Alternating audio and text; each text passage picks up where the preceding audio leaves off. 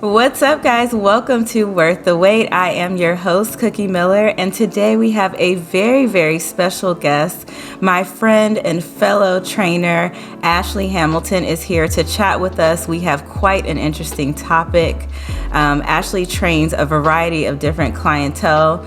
Of course, I will give you guys all the information to follow her because surely after this episode, you are going to want to get in contact with Ashley. So welcome, Ash, to the show. Why don't you tell us a little bit about yourself and what is your story? Who are you? What is up, girl? I would love to hop in. So essentially, I have been in the industry for about 10 years now, a little bit over 10. When I first started, I joined for the wrong reasons. I actually had a pretty bad eating disorder. And so at that point, when I first joined, I really didn't know shit about nutrition. I was just teaching myself how to work out, basically. And it was at the point where I would work out literally like 2 hours, 7 days a week. So naturally, when I was younger, that was working for my metabolism, but eventually it just made my eating disorder worse. And then I started competing, like doing bikini bodybuilding shows. And that obviously it made it way worse as well, because when you're doing those shows and prepping, you're so restricted. I'm talking about egg whites, oatmeal for breakfast, fish and rice, and then chicken and rice, and then broccoli, and that's like all you eat all day for like 6 months. So naturally, wow. I just made it way worse. I ended up rebounding after one of my shows pretty badly. I gained 35 pounds in like 2 months. So yeah, it was pretty bad. So try to imagine like another 35 pounds on my frame with less muscle. It was disgusting. So at that point, I started to become much more aware of like food, worked on getting my nutrition certification for me, but also because I wanted to help other clients, because in my brain, I was like, well, if I'm struggling with this and I consider myself to be a fitness person, I know there's got to be a ton of people struggling with this as well. So that kind of is what got me into the nutrition aspect. And then naturally, it was just like a whirlwind after that. I just kept going, kept diving into it deeper. I started training in person. That's how I started. And that was, it was fun, but honestly, my first job was at Planet Fitness. So it wasn't like the best environment. I can't even say I learned a shit ton. I really didn't. It wasn't until I started training at my first like real personal training gym, like a studio, not one of the big chains. That taught me a lot. Now that taught me how to grind. It taught me how to sell. It taught me how to communicate properly. It taught me a lot. Seriously, I was with that company for about 4 years until I got my own gym, and honestly, that's where I learned the most. Because when you're in a gym like that, it's really just you got to grind out for your clients. Like no one's handing you clients, right. So you got to go find them. That was the hardest part for me. Let's see, did another show, and then I ended up getting my own gym because in my brain that was the next step. I was like, well, I'm a trainer, I got to get my own gym. And that was just a nightmare. That was ridiculous. And then COVID hit. We love that, but for me, honestly, I think it was a blessing in disguise. So in March of 2020 in Michigan, all gyms were required to shut down. So it kind of just forced me to say, dude, what the hell am I doing with my life? Because if I have to show up at a brick and mortar place, the economy can always affect that. Like I need to pivot. And so I had actually started doing quote unquote online nutrition coaching in January of 2019, but I didn't know what the hell I was doing. So it was just kind of like very rough. But when COVID hit, I was just like, I was forced to like, okay, we got to make this shit work. Right. And so I did. I hired a mentor. It was a different mentor, but I hired a mentor. And in about 3 months, I was like full-time online. But plot twist, we ended up having to go back to the gyms. And I was like, man, I still got a whole gym. What am I going to do? And I was like, you know what? I'm going to close the gym down. And so that's what I did. That was also a nightmare. But basically, October of 2020, I was officially full-time online, and I had no ties to any in-person gyms anymore, and we've just been sailing ever since. Wow. It's super interesting, Ash, because a couple weeks ago we did a podcast all about online training versus in-person training. So it's nice. So interesting to hear about you having actually owned a gym and then now training online. Can you just quickly tell us which one you prefer for yourself and for clients and why?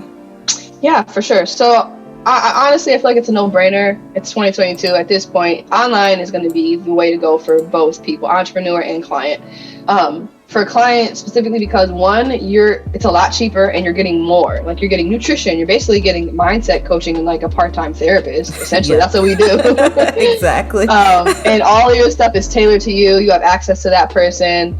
And the price range, it varies from like $400 to like what, $600 a month or something. Yep. And then you have in-person training where it's like $100 an hour, and I'm only gonna talk to you 3 hours a week and see you later, send you on your merry way. So it's just not beneficial for either party to do in-person training. Yeah. I'm glad that you pretty much hit it dead on exactly what we were talking about, as far as there just being so many more benefits to training online.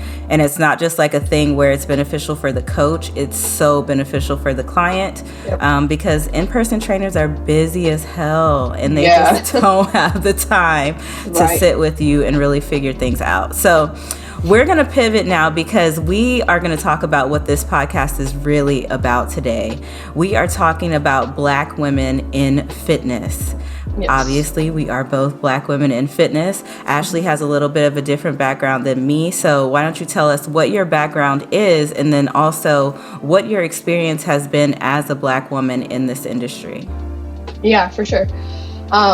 So off rip, if we were just asking like a random person on the road, I am technically mixed. I'm a lot of shit, but I was raised by a Black woman at the end of the day. So yes, I had my grandparents who are white, but day in and day out, I was raised by a Black mom from the East Side. Don't try her to this day. You should not try Sandy Hamilton. So I fully experienced, growing up as a Black woman. So, and then like as far as my experience as a Black woman in the fitness industry, man, to say that I've made it as a multi-ethnic, woman in this fitness industry, it's a huge accomplishment if you think about it. Like for the both of us to even say that, because first off, we're women. Off rip, we're at a disadvantage. And then also just 10 years ago, it was a joke for a female to try and build her own fitness business. It literally just now is becoming an accepted and pushed thing. But like literally just 10 years ago, I believe Erin was saying that too at the event. Yeah. Like, people were like trashing her and she's a white woman. So it's really fucking hard for us to try and do our thing and thrive. And all we're trying to do is just help people. But it's been a game changer as far as like the last 10 years and how it's grown. But when I first started out, like I said, it was really hard. It's always been a male dominant industry, Yep. And then on top of that, to be a woman of color in the fitness industry is a whole new level. You literally are working twice as hard as the men to get maybe half of the clients. Yeah. So that's a nightmare in and of itself, especially as like an in-person trainer. I was busting my ass on the daily. So I'd say the online space is a little bit more forgiving. I just feel like in general, like the interweb world people are just a little bit more open-minded. Yeah. You know what I mean? Yeah, so, for sure. Yeah. And I think also, obviously the clientele reach is just so much bigger. Yes. So you can actually get to those people who are open to doing coaching online. You can get to people who are, sad to say this, but open to working with a Black woman. Because otherwise it's so tough. I had the same experience training in person. I also did corporate wellness, and wow, that was like that was different. I can't imagine.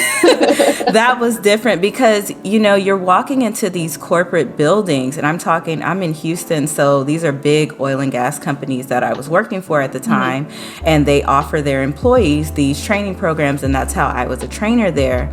But the looks that I would get, because there's just like, everybody's like a older, middle-aged white guy in a suit, and I'm pulling up with my backpack with like my, Gymshark on or whatever, a little bit of Lulu, and they're just like, who's this girl? And I got to the point where I was like, because for a long time, you almost have to really adapt to the way that everything else is. Yes. So this is where you get the whole talking white thing and all that kind of stuff. And I did that for a while. Like I would kind of like change my tone and stuff. But once I got into corporate wellness, I'd already been training for maybe 3 or 4 years, and I was tired of that shit. Yeah. So I showed up to that, like I would show up with my braids, change my wig the next day, ask as many questions as you want, whatever. And just show up just being myself because I was so over it. But it was still super tough.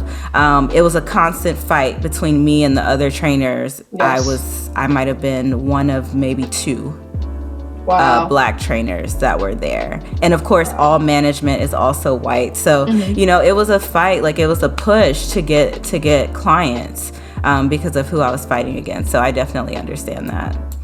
Yeah, it's been wild. Yeah. So thinking about clients and specifically thinking about Black clients, has it been difficult for you to find or work with Black clients? And if so, what do you think makes it difficult? Yeah, for sure.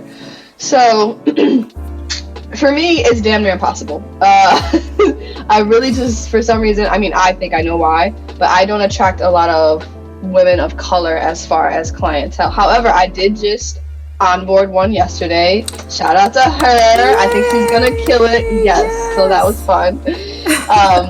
Super excited for her journey. But honestly, online, it's extremely rare for me. I really do think it's a little harder for me. This is my opinion. I think it's a little bit harder for me to seem relatable to either race, Black or white, because if the general knowledge person looked at me, they'd be like, what the hell is she? Or she's mixed. You know what I mean? Right. Typically, that's how it goes. So to Black women, I don't seem Black enough. To white women, I don't seem white enough. So it can be hard for me to kind of relate. Mind you, you know me, I'm fully myself. I'm authentic. I don't give a shit what you think about me, but it's still like that middle road that still can be a little bit hard for me to overcome. But you know, I'm just trying to network and meet different women, and if it happens, it happens. So I think it's a very common thing. Like I said, for me, this is when I was growing up. The same theme happened. It was like the Black girls would be like, you a white girl. White girls would be like, you a Black girl. And I'm just like, yeah, I'm still a human. I like you both. Right. So for me personally, it's been a little bit harder to like really relate with Black women or just straight white women. Honestly, like most of my roster, I'd say 70% of my roster is probably like all Middle Eastern. Oh wow! Which, exactly. I was expecting that. Exactly. But honestly, I'm from Michigan, and Michigan is heavily based as far as Middle Eastern women. So Lebanese, Chaldean, Syrian, Iraqi, whatever you name it. But that's just because their family kind of, you know, they came to Michigan because I think they crossed like the Canadian border. And so Michigan is very heavily based with Middle Eastern people. Now, that's great because usually they come from family money and they can afford it, but still, I didn't grow up Middle Eastern, you know, so it's hard to relate to them as well. It's just I've been working with them for so many years, so I understand. But relating is a totally different story. Yeah. So it's been kind of all over the place for me, but thankfully I know how to pivot as far as like conversation and people. And like you said, how we used to do the whole, you know, oh, I'm going to talk white. I'm going to sound like I fit in, or I'm going to talk Black because I can be comfortable. I can say I just recently stopped doing that. Recently. Yeah, and it was hard, but it's like, well, and it kind of naturally happened. That's the thing. Like, I didn't try. It just happened. Like, I'm in a group of white people, I'm like, yes, girl, totally, whatever. And then I went Black. I'm like, yeah, girl, I know that's right. And you can't help it. It just comes out. So, yeah. At some point, you can't hold it back. You know, like you're like, I gotta be myself. And I think with age too, like just, you know, getting older, you get over a lot of different shit. And like having worked in corporate for so long, it's like, I'm over this shit. If I have to say another, like, I have to just be me. Yes. I have to just be me. So I'm so glad to hear that you have your first Black client, girl. I know. That makes me so happy. Listen, if you guys are listening, okay, and listen, my audience already knows that we're Black Girl Magic POC over here. Yeah. So if you're listening, you're like, you know, Ash would make a great trainer for me. Hit her up. Please hit her up because we got to get her some more Black clients, okay? I'm trying. So tell me then, as far as it goes with like trying to get Black clients, what are some of the typical objections that you get? Okay, yeah. So just to backtrack a little bit, like for me in general, I think all of us, but for me in general, as far as like, why is it difficult to find these women of color or work with them? I think honestly it comes down to Black people. Let's just say Black people in general, because men as well, but men think they know everything. Yeah.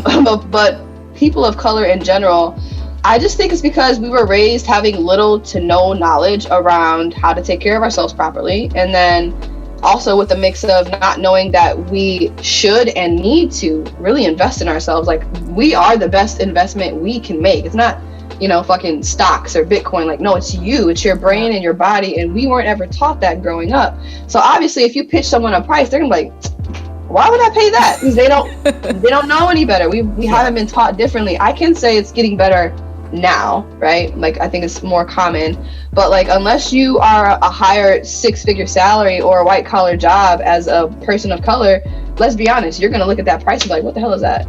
Yeah. So for me personally, I'd say, like, if I've talked to any like maybe associates or family friends in the past that asked about my coaching, the biggest objections I've always gotten have been, wow, that's too expensive. Yeah. Or I can't eat what? Or I don't think I can do that.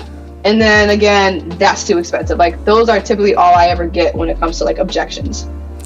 Yeah, I'll tell you, back when I was doing the corporate wellness, and really most of my coaching career up until here recently, I didn't work with Black clients.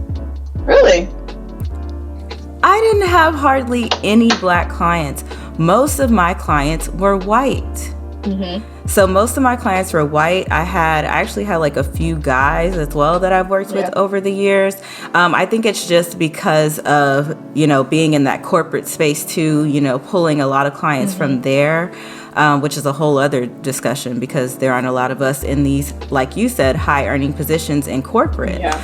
And so I did that for a while, and actually in my mentality back then, because I would get so many objections about price, I was like, I'm so over this. Like, I would have non-POC people come to me and I'd tell them what the price was. Back then you're selling sessions, so I'd have these 10 session packages and 20 session packages, and they'd write me a check for the whole thing, and I was like, Exactly. Like, oh shit, hold up, maybe I just need to focus here because I needed to make money, and even though I desired to work with people of color either could not afford it or did not see the value in it to pay for it. So it wasn't until here recently, like, where I just completely switched everything, and I was like, you know what, I'm only working with women of color. And that was scary for me because of the experience that I had had before. But I'm happy now because it seems like I've found like that lane of just like professional women of color who are able to afford it, who do know the power of investing in themselves and have probably invested in themselves as it relates to work, so they can understand why it's important to invest in their bodies. Yeah, I totally agree. And honestly, that's the type of woman that I signed up yesterday. She has like a higher white collar job. Like, she's used to spending money. Like, she'll spend $10K in a weekend for a work trip. Like, she gets it. So it's like, women like that are amazing to work with. Would love to have more like women of color that understand that. But I mean, if we're being totally honest, that's a very small percentage of the world and even the country. And even that subject is something that was pressed upon people of color, you know what I mean, for centuries. That comes from systemic racism, but that's a whole other conversation people aren't ready to have. So they need to be ready. I feel like after 2020 and that whole, I agree. It's like at some point we got to be ready to have this conversation, and that truly is what it is. Like, we haven't been granted the opportunities. I had no idea about investing in myself or anything. I would have been still struggling in corporate if I hadn't invested. We both invested in the same coaching program, so that's how we met. And if we hadn't let go of that money that we were holding on to so tightly, we wouldn't have been able to elevate our businesses to where they are and learn techniques to help our clients even better. So there's definitely 100%. A lesson there. Oh yeah, for sure. Okay, so let's switch a little bit because we're going to talk about some real deal stuff. Yes. Okay, working out as a Black woman is different. Yes, 100%. It's different, okay? We got to worry about our hair. Man. It's a thing. It's a thing. It's a thing. So tell me about your hair workout struggles. What does that look like for you? Well, for me, personally, I'd say it started pretty young because, so obviously I grew up with like mixed hair. My mom didn't know how to take care of my hair. She's like, what the hell is this? So naturally, what did she do? There was some perms in it. And eventually it broke my hair all the way off. I'm talking like maybe it came to the bottom of my earlobe. It all fell out. So Oh my God. yeah, it was bad. So I think when I turned about 14, I was like, this isn't right. Like my hair used to be touching my ass. So that's when I started like my natural health journey. So like no more heat, no more chemicals. So you can imagine at that point with really messed up hair, I was like, oh, we can't just work out all willy-nilly. This is not going to work. So it's like you had to either have on a hat or you had to like put it, style it into a bun or a ponytail, and even that looked half-assed. And it's like, we can't just go to the gym and take our beautiful straight long hair and throw it up into a bun and be good to go. We don't wash our hair 3 times a week. Like that doesn't work for us.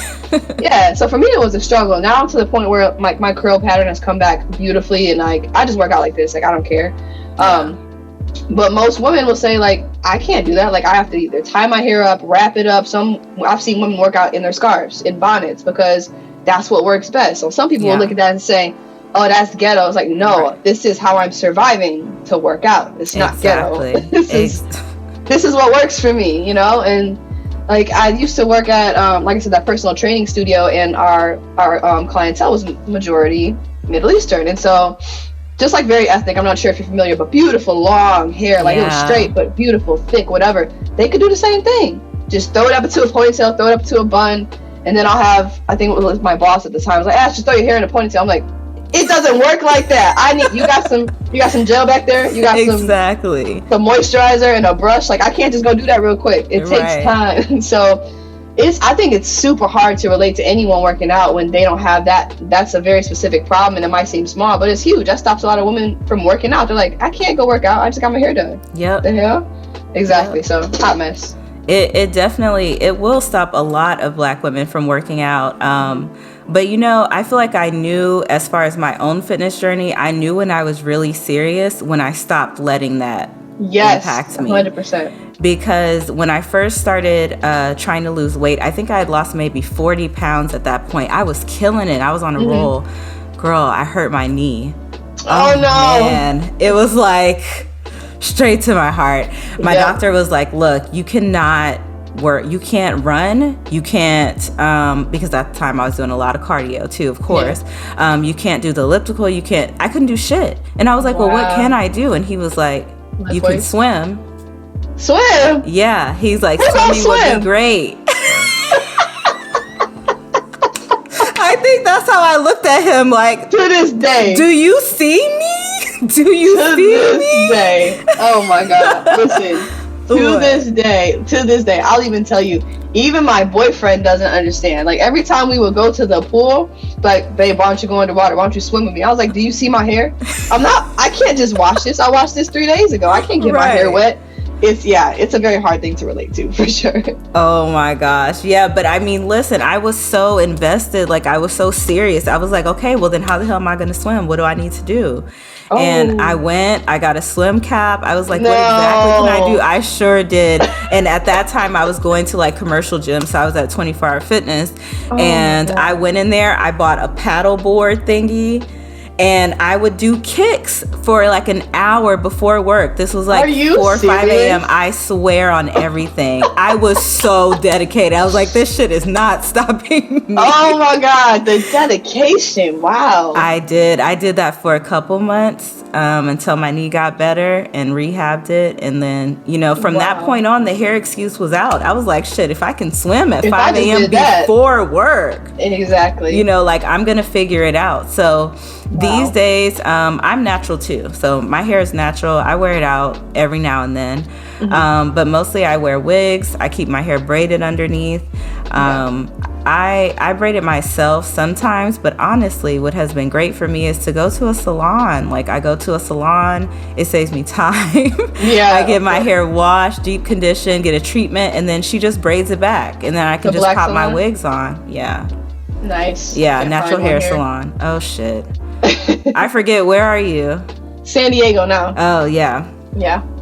Yeah, that might be tough. You know, H-Town, we got a natural hair salon in every corner. Yeah. You know, but that has proven to save me a lot of time, especially being a busy entrepreneur. You know, it's just like, I don't have to worry about doing anything with my hair. And then for the wigs, I just switch them up. I got a workout wig, I got a regular wig, I got a going out wig. That's hilarious. You know, it's great. I love it. But for the women who are listening out there, and Black women in particular, you know, please don't let something like your hair stop you from doing what is best for your health. There are so many hairstyles, especially nowadays, that you can do that work really well with working out. I think just being natural in general, you know, hey, don't start a fight, because I know there's like a, okay, I'm not for or against either one. I'm just saying being natural in general, I think has helped a lot. Yes. Because my hair is just healthier, and I don't really have to deal with too much stuff. So, yeah. So Black hair, I mean, there is such a big difference. I can even remember this story. It actually, a couple days ago, was like the 4-year anniversary of when I did the Dr. Oz show. It was such a great experience. It was awesome. But in talking about Black hair, there was an issue there. So I was, you know, called out like all the other contestants. I think we had two white women and a Hispanic guy were competing. So we all had like a car service that came to the hotel to get us. For me, I had to be up at like 3 a.m. to start working on my hair, because what they tell you is like, oh, you know, just show up to the show and don't worry about makeup or anything. Like, we got you. I was like, I don't know. I don't know if I trust you on that. So I brought all my makeup with me. I was wearing a wig at that time. And so like I got up that morning, I did my workout first. Talk about the struggle of having to work 2 times harder, 10 times harder than everybody else. So I did all that. I had my wig like pin curled, ready to just take it down. And I did my makeup. The producer told me, she's like, maybe you just want to do like your base. And when she said that, I was like, that sounds like you don't have dark enough. Red flag. So I was like, let me just go ahead. So I get downstairs to the car service, and the other 3 contestants come out. And when I tell you, these white girls had just thrown their hair in a bun. It looked like they still had like sleep in their eyes, like just rolled out of bed. And I'm sitting there with a full face and everything. So we get to the studio, and the lady's like, oh my gosh, your makeup looks beautiful. Like, oh, we don't really have to do anything except add powder. The powder that she had was so ashy and so light. It would have made me look like I would have been casket ready. I was like, I have powder, you know. And, you know, the stylists that were there, they had no idea how to do my hair. Idea how to do my hair. Luckily, there was one girl there. I still talk to her to this day. Her name was Crystal, and she actually did have a little experience with wigs, so she kind of helped me to pin my hair up and stuff. But had I not done all that extra work and gotten up so early, you'd have been screwed. You know, I would have been screwed. So it just goes to show you that a lot of these places don't even have anything to accommodate us.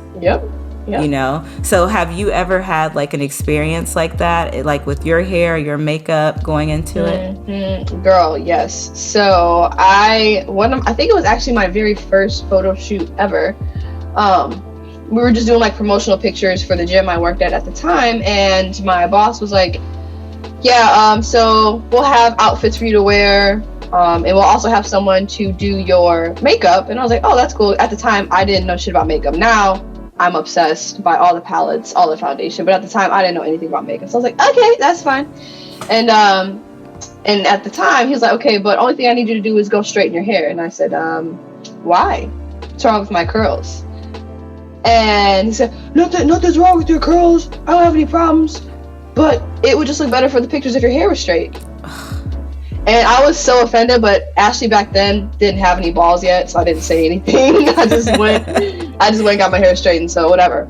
I did that, just confused as to why my curls weren't good enough. And then I get to the gym we were shooting at, and the makeup artist obviously is white. And she's like, okay, sweetie, I'm gonna do your makeup now. Just come and sit back here.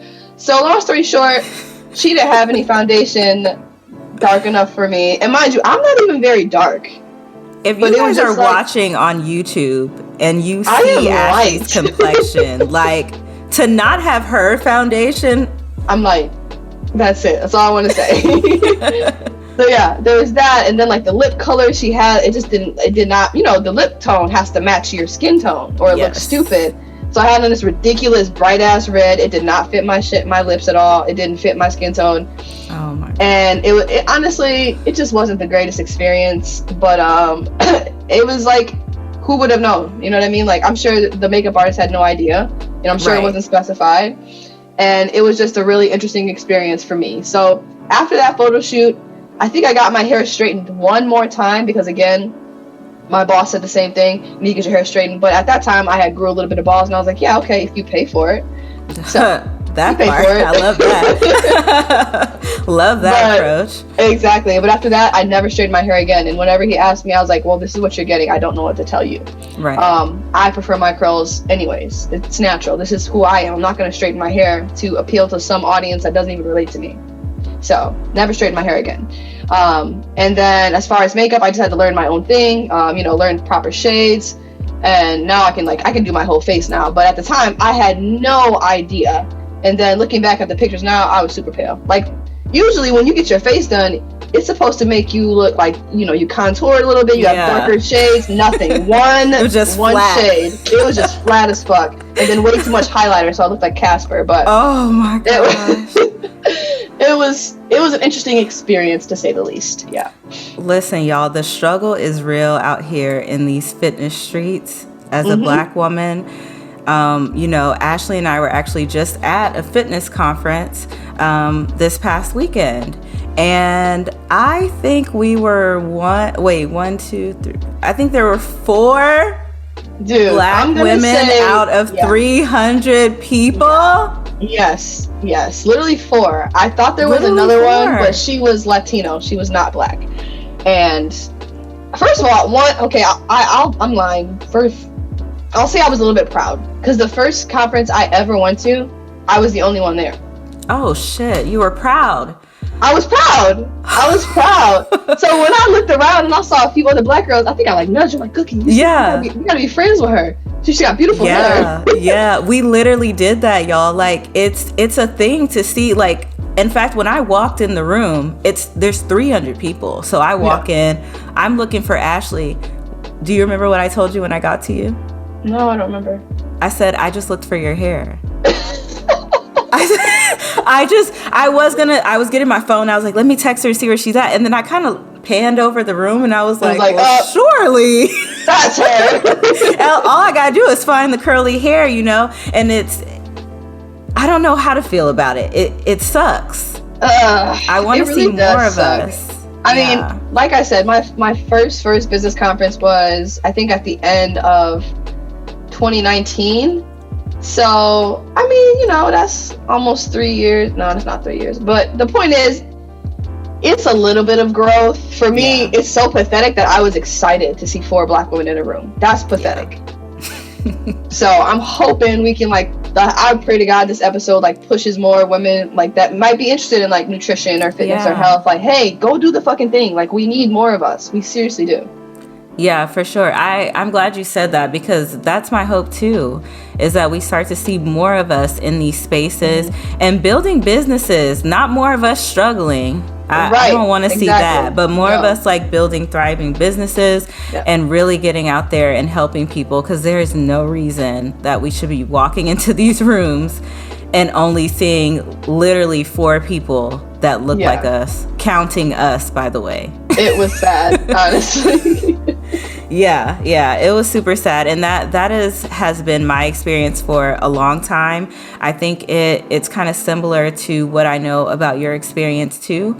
I'm used to being the only Black girl in the room, and this starts all the way from the first school I ever went to. I went to Catholic school for a while, and then I went to what's called a magnet school.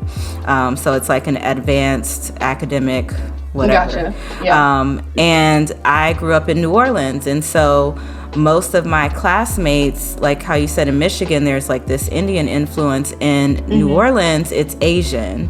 So specifically Chinese, Korean. In New Orleans, so most of my classmates were either white or Asian, and I was the only Black girl. And as I went through school, it just kind of kept with that same thing. I mean, because even if you take like an AP class, you tend to be the only black girl there. Once I got into corporate, again, I'm the only black girl there. And I'm tired of it. I was on the damn show. I was the only black girl there. There wasn't even somebody to do my makeup, and I won the damn competition.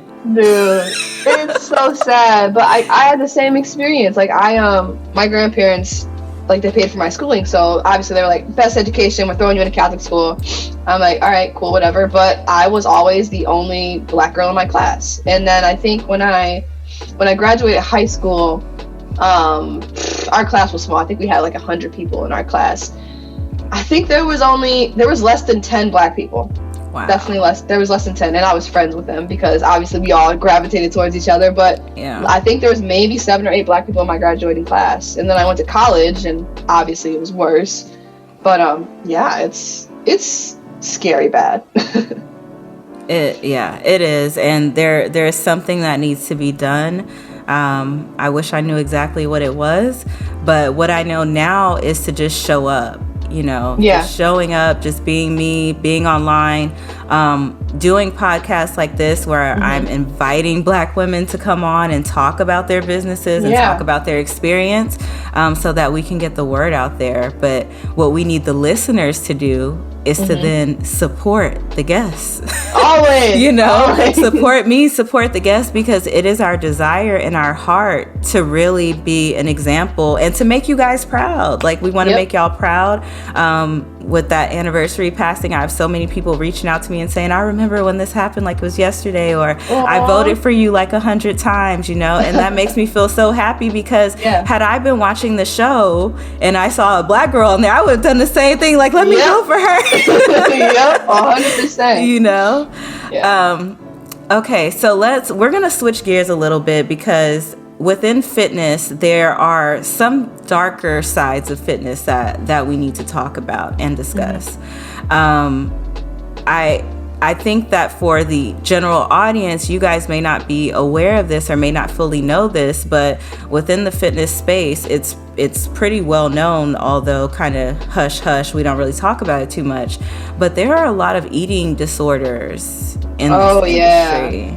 And I know, Ash, that you had your own struggle with an eating disorder. So can you tell us a little bit about that and how you overcame that struggle? Yeah, for sure. So for me personally, and I think as people of color, I think this is a very common trend, but people don't really realize it until we're like adults, right? So growing up as a black woman, we did grow up in poverty.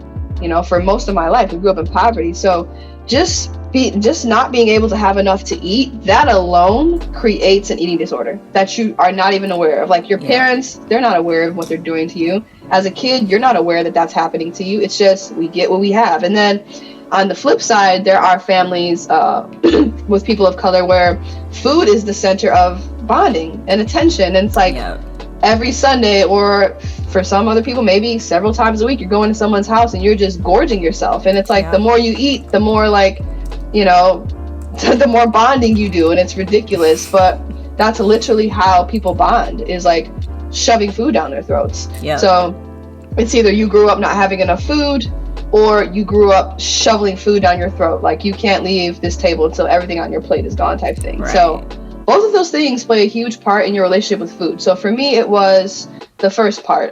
So we grew up, we didn't have enough food. Like, most days, there was a period of time for most days we would only eat once a day. And if we asked for more food, naturally, because we're kids, we don't know, like, hey, Mom, I'm hungry. We got shunned for asking more food because there wasn't any. So that restriction, it literally created the worst relationship with food I ever could have possibly had. So I think I started binge eating when I was like, maybe like 12. Like, I was young, dude. But I didn't recognize it as a problem until maybe college. I didn't see, like, this is a really bad issue that I have. So it'd be like, for example, in college, I would, for like 3 or 4 days, I would restrict myself completely. I mean, I probably ate chips the whole day and then did that for 4 days. And then here comes the next 3 days, and I'm like gorging myself with food, anything I can get my hands on. Like, 3,000, 4,000 calories a day just plugging food into my body. And I repeated that cycle for, I want to say like all of college. And then Wow. I thought that competing was going to fix that, when competing just makes it worse. Oh, shit. So by the time I was like 22, 23, I swear I obsessed over food all day long. My relationship with food was so bad, to the point where I would literally not even be hungry and I would go out to eat. And Wow. that's how I racked up like 35 pounds in 2 months. Like, I wouldn't be hungry and I would still go out to eat because I had restricted so bad for a good portion of my life. And it just took like awareness to know that other people are struggling with this and people just don't talk about it. Yep. And then furthermore, taking the stigma away from therapy and finally going to therapy. Because there was, especially in the Black community, it's like, why do you need therapy? What's wrong with you? I'm like, Yes. a lot. So I think that was the big turning point for me, is when I finally found a therapist. And she specialized in like women's issues and the like eating disorders. Mm-hmm. And that, and the combination of, I just stopped dieting for like a year, that's really what like excelled me forward. And now I have a pretty bomb ass relationship with food. It only took like 20 years, but whatever. It only took your whole life. Exactly. Yeah, I mean, I think it's funny, our stories are so similar. I think the whole, I grew up poor as well. And same thing with food,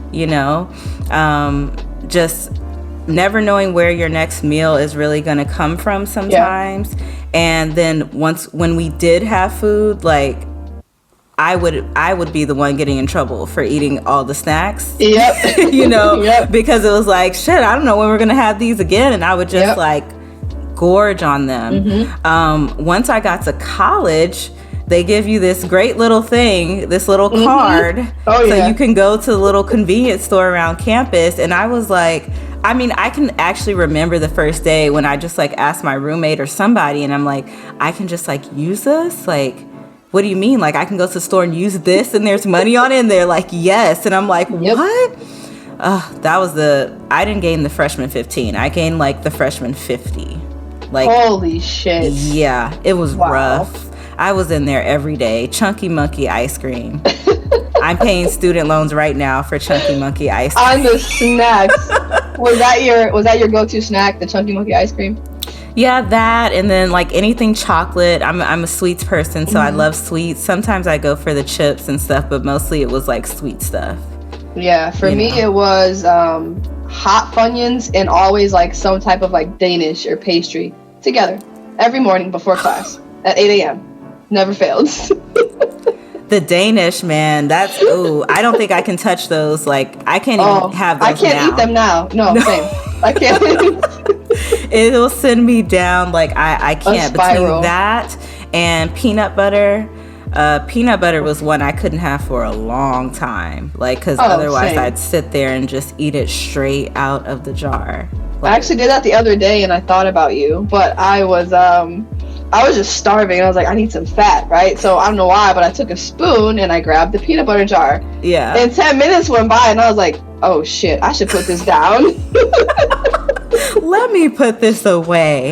That's funny. I mean, it just goes to show you guys that no matter how advanced you are in your fitness journey, like, there are still going to be things that you struggle with. And I think the sooner that you realize that and let go of the perfectionism associated with the fitness journey, the better you'll be, because you have to start to realize that you're going to make mistakes. You're going to fuck up. You might have a little bit too much peanut butter, one day in a sitting, and it's okay. It's okay. It's the fitness journey is really about how you recover from that. 100%. Yep, I agree. But you were talking about like Black people and how we eat and how we tend to like, go and like meet with each other to eat, and everything is just centered around food. Yep. And that, when I hear people talk about that, it always makes me think about soul food.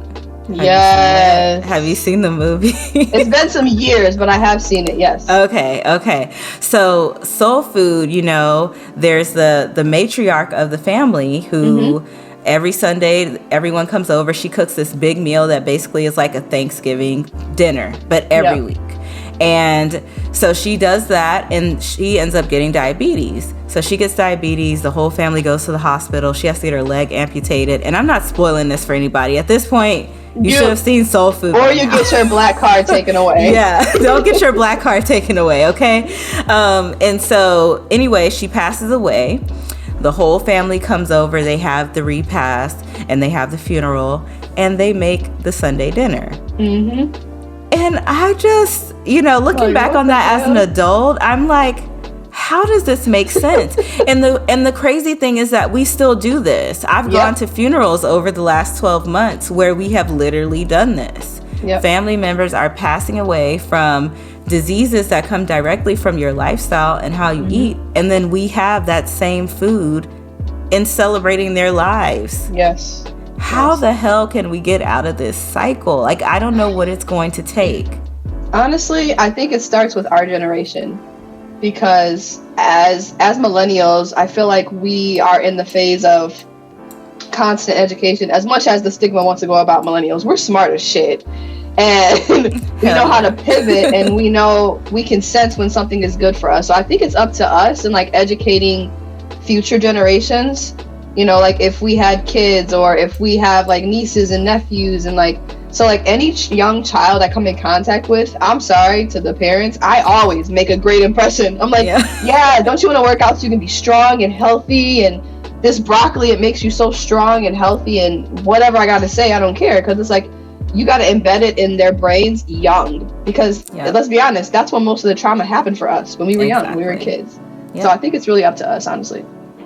Yeah, for sure. I mean, we just had Christmas, and I have 2 little nephews, and I got them a little workout set for so Christmas. Cute. It's so cute. It's like the little toddler, kind of workout set. Yeah. So my nephew, he loves it. He'll put the barbell on his back, and he's like, look, TT, and he does like little squats, nice. So I do try to really put that onto him, and same thing with his food. He'll go for a snack. He gets little, I hate those damn fruit snacks, because we all know what they really are, right? Yeah, it's just a bunch of sugar. But he'll be like, I want these, and I'm like, well, how about some blueberries? Let's have blueberries. TT will eat blueberries with you. And when you make it fun and cool for them, they will want it. But if all you give them is the packaged shit, that's all they're going to want. Literally, dude, that's all it takes is just a little nudge. So recently, actually over the holiday as well, I went home to help out a friend with her daughter. She's a single mom. And so I was picking her up from school and taking her to her activities and stuff. And she wanted a snack after school. And I was like, okay, what do you want? And she's like, well, I want macaroni and cheese balls or whatever they are. I don't know. And I was like, okay, that's cool. But what about some protein as well? And she's like, well, why do I need protein? And I was like, well, it makes you healthy and strong. And don't you want to be healthy and strong? And she's like, oh, that sounds good. I'll have some of that too. And I was like, wow, that was easy. Yeah. So just little things like that for sure. Yeah, exactly. That's all it takes. A lot of these kids don't know. I grew up not knowing. I just had no freaking idea. I didn't know anything about protein or anything until I really got in shit, until I became a trainer, to be very honest with you. Yeah. I think that's when I finally figured out, like, oh, I need to be having, like more protein. So I'm glad that we touched on that, because we need that next generation to come up and have those types of things embedded in them, and start to learn that, like, being around family does not have to be associated with food, and it doesn't have to be associated with bad food. You know, like, we can get together and eat something healthy, and it's okay. Exactly. I was hanging out with one of my friends before I came back to San Diego, and she was like, okay. She's also like very health cognizant, and she's like, okay, what if we did like a taco salad bar? And I was like, oh, yeah, perfect. And it was delicious. I'm like, exactly. We should do shit like this more often. Exactly. Yeah. This is why you got to change your circle, guys. Yep. Get yourself around some people who are, they're focused on their health. I always say, like, if you're a beginner, maybe don't latch on to another beginner. I feel like that's a recipe for disaster. Yeah. But if you're a beginner and you can latch on to someone who is a bit more advanced than you, and, go with them hiking, or go and take a gym class with them, those are the types of things that help you to build that community, in case you're like, where the hell am I going to find, Exactly. someone to do these things? Or especially if you're a beginner, you get yourself in a coaching program like Ashley's or like mine, and these are built-in friends, built-in communities, and now you can meet people. Ashley trains people all over the world. I train people all over the world. You're sure to find someone close enough to you so that you guys can meet up and do some healthy shit together. Yeah, exactly. It's all about community more than anything else. Yeah, for sure.